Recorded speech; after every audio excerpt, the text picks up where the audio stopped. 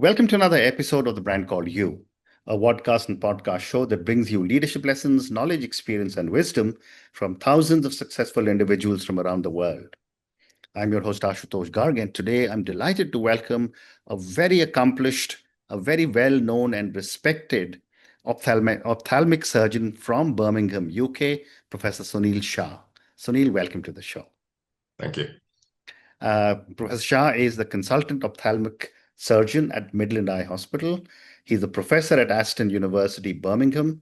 He developed the laser eye surgery technique, now called LASIK, LASEK, and was the first person to use it in Britain.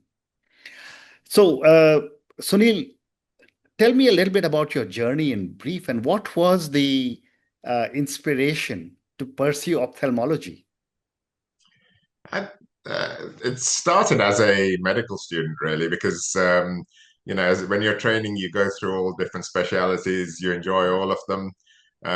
What was different with ophthalmology is one of the junior doctors was on leave when I was in my training period in ophthalmology, and they asked me to help cover his work, and so I got a taste for the actual working end, and it's never left me since then. So a long time ago. Okay. And, you are not just a surgeon, but you're a researcher as well. Tell me a little bit about both roles and what could have been some of your very fulfilling moments as a surgeon and as a researcher. So I think there are many different aspects. I mean, you can't really pick one, but as a surgeon, we've developed in Birmingham pediatric corneal grafting. So I work with the pediatric department, pediatric ophthalmology department in the Children's Hospital, and we've set up quite a unique service where the pediatric ophthalmologists look after the general care, and the corneal surgeons do the surgery. So it's been very successful. Certainly in my public hospital job, I deal with complex cases from all around the country. So very challenging, but very fulfilling as well. And in a different way, in my private aspect, it's refractive surgery where you're sitting there with your glasses on. My job is to get rid of your glasses. Okay. So it's quite fulfilling giving people their vision back without glasses. Yeah. That is so So true. in terms of research, again, I've been very fortunate to be, done many different things. So, I mean, as a junior researcher, I started. My project was looking at corneal thickness when measuring the eye pressure, and it contributed to a worldwide change in how we manage glaucoma. So glaucoma is 1 to 2% of for the whole population. So it's quite a major thing to be doing as a junior doctor. As you've already mentioned, one of my research projects was laser eye surgery, and from that we developed the technique called LASEK. So fast forward, what am I doing at the moment? We've just made a device to treat eye infections. So we're talking about severe eye infections, and we're using ultraviolet C light. So we've just released it for using dogs and cats and horses, and we're just starting the human trials. The benefit of that is, if you look at just India, 1 to 2 million eyes a year are blindness from corneal infections, and this device will treat these eye infections with a 5-second treatment without needing any drugs. So that's quite revolutionary. And I'm also looking at gone into stumbled with my pharmacy colleagues onto new ways of dealing with drugs. And so the one we're working on at the moment is insulin. So insulin, if you're diabetic, you need an injection. We've just created a spray which you can put under your tongue, which will give you the same amount of insulin as taking an injection. Oh, wow. So yeah, quite diverse things, but Yeah, keeps my brain ticking. absolutely. Absolutely. Well, I must find out a little more about this spray insulin because I am diabetic, though I'm not yet on insulin. But moving on, Sunil, you also been in leadership roles in organizations like the British Society for Refractive Surgeons. Tell me a little bit about these roles and how have you been able to manage being a surgeon, being a professor, and giving back through to the British Society? Yeah, I mean, obviously, all of these things are a call on your time, Yeah. but um, the, it delivers what you're trying to do as a doctor. You know, you're trying to teach, you're trying to progress Mm, your specialty, and you can either sit and watch it just happen, or you can lead from the front. mm, So that's always been my, you know, I'm always very hands-on, involved in everything. I work with multidisciplinary teams, you know,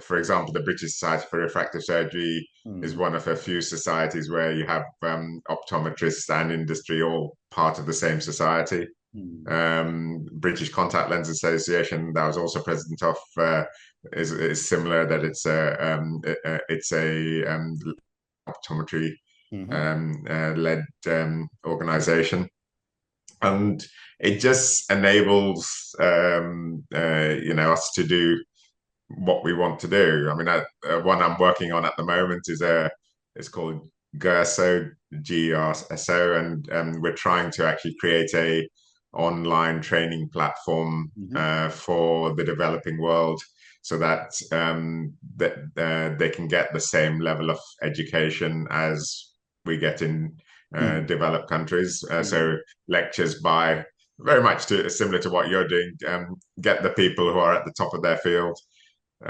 record the podcast, Yeah. and let the training doctors in developing countries Mm, learn directly from those people. absolutely. Well said. Let's talk a little bit now about eye health, an area which is your specialization. Sunil, I'd love to get your thoughts on what are some misconceptions you have seen amongst your patients when it comes to eye health or eye surgery.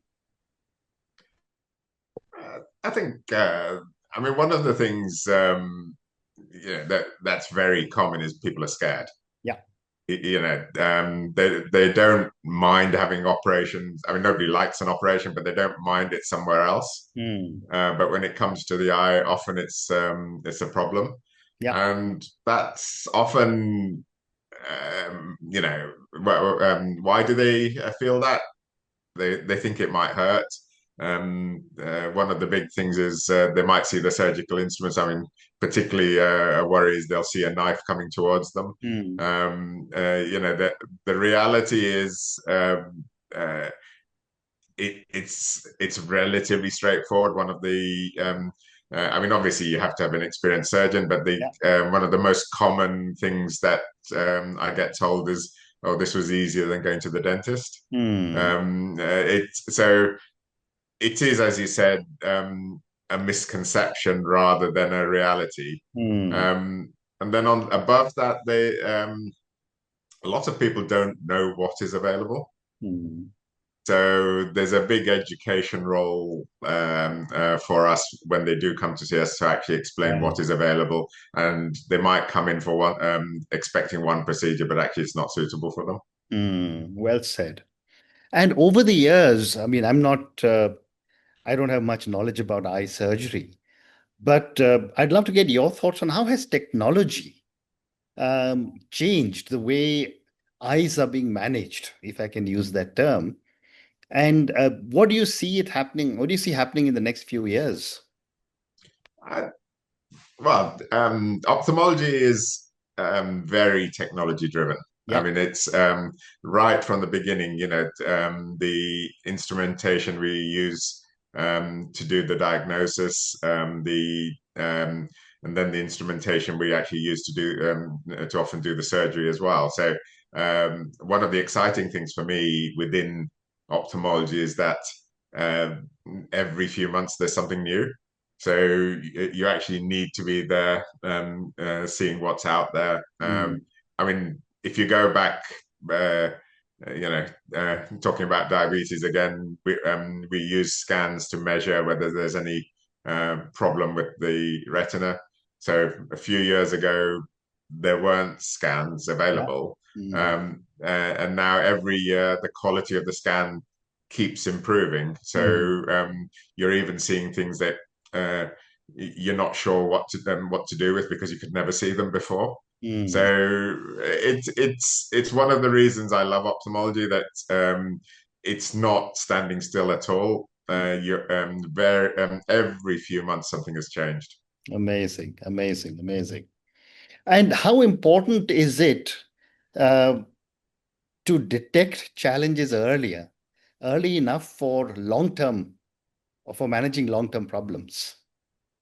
It's vital. I mean, in the UK, we're lucky. We have most of our screening is done by optometrists because we have, I think the figure is something like 10 times as many optometrists as we have ophthalmologists. Mm. So so it's, you're checking for many different conditions. Mm. Some of them are eye conditions like glaucoma, but also medical conditions like you want to monitor diabetes and such like. So you can only do that if you're seeing somebody on a regular basis. Mm. And in a country, you mentioned glaucoma. In a country like India, which has got a very large population, and I'm told eye challenges are quite significant in a country. Are there any kind of lifestyle habits that you recommend that could prevent eye health into old age? I think the problem is there aren't a lot. I mean, so you need to do the same things that you would do for your general health, Okay. which will so anything which might improve your cardiovascular system or Mm. your risk of Mm. diabetes and everything, particularly weight. I mean, that you must look after. The On the eye side itself, no, I mean glaucoma you can't prevent. I mean yeah, if you're going to get it, it's a little bit like blood pressure. Mm. You just have to have it checked regularly, and then if you Yeah. get it, it needs to be treated. Mm. The one thing you can try and manage is dry eye. So the with our present lifestyle, which is based on a screen, people constantly. So when you're looking at a screen, you're not blinking, you're staring a lot, Mm. and dry eye problems are increasing. So a very simple thing is, well, drink more, so that you're hydrated. Blink frequently, take regular breaks, and actually just look up from the screen. So Mm. that you can do, but the other things relating to the eye, no, I think it's largely make sure you're healthy anyway, but make sure you're screened for the other things. Mm. Mm. Well said. Let's now talk about LASIK or LASEK. You pioneered LASIK in the UK. Um, Tell me a little bit more about this and how is this different from LASIK? Um, and even is there a choice that one has to make, or do they coexist, or do they follow one another? I'd love to get a little more understanding. No, so if you're having surgery on your cornea, so the surgery on the cornea is only suitable for a certain group of people, firstly. But yes, you can have a more surface procedure Mm. where there's no cutting involved, and the two are PRK or LASEK. Mm. The LASEK in specific is what you do is you put a cup of alcohol on the eye, Mm. loosen the very top layer, almost like creating a blister, Mm-hmm. push it back. So no knives, no cutting. You do the laser, and then you push that very top layer back Wow. on. Mm. Um, LASIK, you cut a flap in the Mm-hmm. cornea. So cornea is the window of the eye, Mm. and you cut it either traditionally with a blade, an automated blade, but nowadays with a laser, a femtosecond laser. So the difference is you're actually cutting into the cornea. So you do cut the nerves, and there's always a join Mm. which doesn't completely heal. Wow. There is another procedure called Smile as well, which is coming. And there you just laser in the cornea and remove with one laser and remove a piece. Mm. So, I mean, which one should somebody have? It really depends on a lot of different things. It's the glasses prescription, whether they've got dry eye, what the Mm. patient wants, whether there are any specific requirements for work. I mean, Mm. some of the forces don't like LASIK. Yeah. Yeah. So, but then also the eye parts, which are the corneal thickness and the steepness. So you, there's no simple answer. You have to go and see somebody who knows what Oh, they're doing, absolutely. and they will advise you. I completely agree. Ultimately, you have to trust what your doctor tells you. Absolutely. But since the time you pioneered LASIK, how has technology evolved and changed LASIK? So the LASEK technique itself is just how to remove the very top layer. So that's not really changed a lot. I mean, there's some new instrumentation for that, but that's all personal choice. Mm. What has changed in the in the 25 odd years since it was developed is that the lasers are completely different. Hmm. So the laser technology, it's a bit like a new computer. Every year or two there'll be there's a big jump forward. So all lasers are now very good. Mm. There's some nuances to them, but that has been the biggest change, that the quality of the laser, and Mm. then hence the quality of the treatment has Mm. improved. Mm. And of course, there's a lot of talk that we now, I mean, I read about, is the advent of artificial intelligence and robotics. Do you see this happening more extensively, especially when it comes to any kind of refractive procedures? Yes, it's coming. You can't stop the advancement of technology. I mean, we already. So when I do cataract surgery, I use a femtosecond laser to do the cataract surgery. So Mm. most people don't use. People think you get cataracts done by laser, but actually very few of them are done with a laser. Hmm. But the one I've got does use AI to identify the how bad the cataract is, and then change the treatment patterns depending on how bad the cataract is. Mm. There's also a new device which is coming out, which I've been involved with to some extent, which is a treatment for just reading glasses. Mm. So it's targeted at people who've got good distance vision, but they've hit 45 or so and start needing reading glasses. Mm.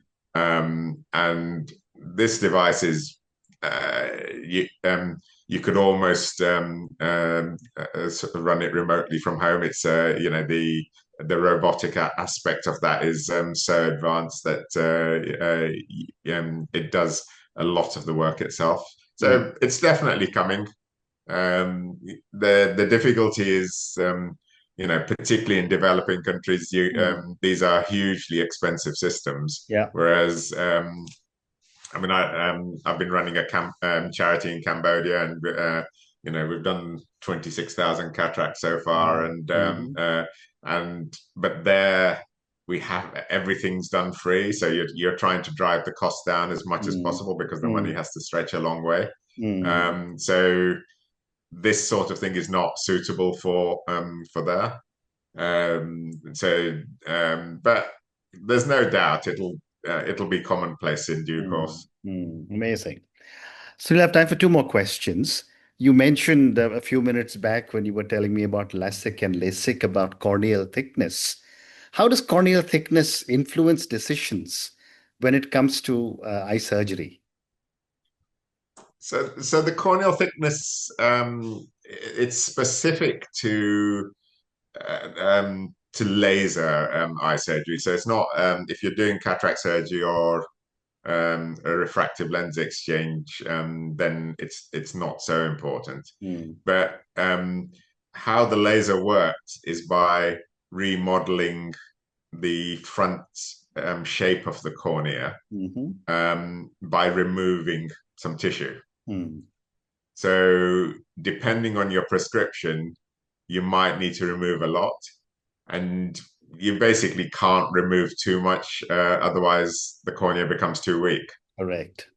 So a very simple answer for a complex issue, but it's you're just trying to make sure that your cornea doesn't become too weak. Correct. And if you're a high prescription and you've got a thin cornea, then sometimes we go on to lenses like implantable Collamer lenses, ICLs, to do the correction instead.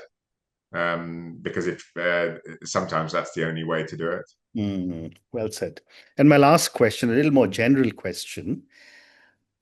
As someone who spent his entire life getting people to see better and get their vision significantly improved, what is the future in eye health that excites you?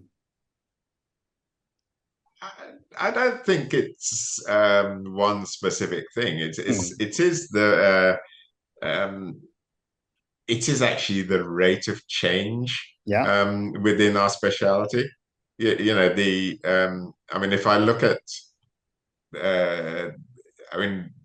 if we go back to the story of when I was a medical student, the very first cataract operation I watched was called the intracapsular cataract operation.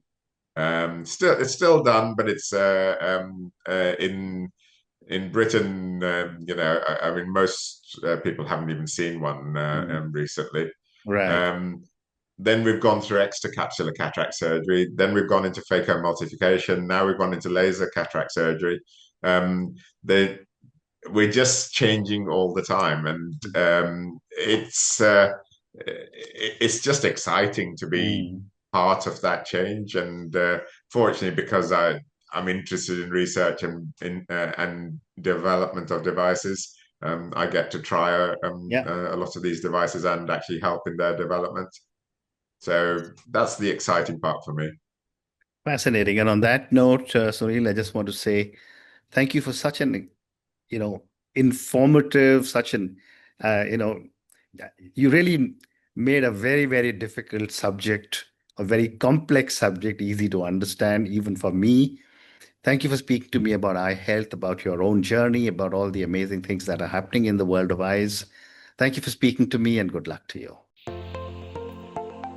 Thank you for listening to the Brand Called You videocast and podcast, a platform that brings you knowledge, experience, and wisdom of hundreds of successful individuals from around the world. Do visit our website www.tbcy.in to watch and listen to the stories of many more individuals. You can also follow us on YouTube, Facebook, Instagram, and Twitter. Just search for the Brand Called You.